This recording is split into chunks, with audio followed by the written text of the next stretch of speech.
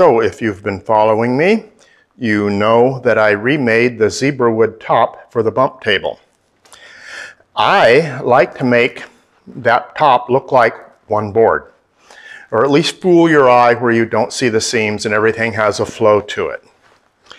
Let me give you a little bit of an idea of how I went about that.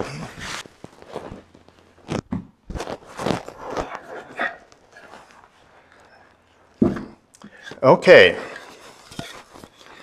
with Zebrawood, it's kind of wild and crazy grain, and that wild and crazy grain can actually make it easier and make it harder. Let's take this seam here, for example. I do a lot of back and forth, and I try everything because some things that you look at and you say, that's not going to be it, it is with this. So this one doesn't match. You can see a line right there. You've got a contrast with this real light, blank area, not a lot of grain going on in there, and this dark area. Same down here, light and dark. You really see the seam. Now, I've got it marked here. This, at first glance, doesn't look like it's a good grain match for that.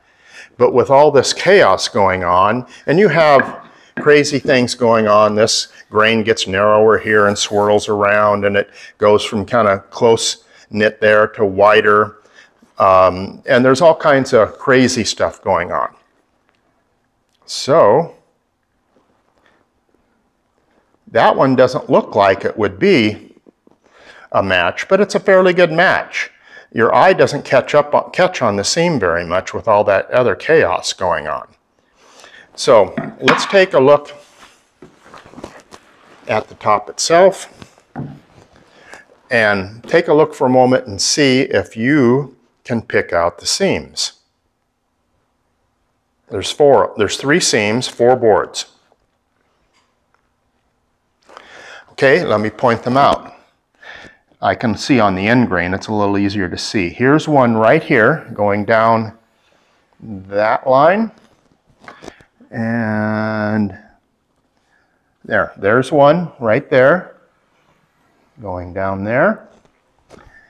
And let's see, this one's a little harder to see on the end grain.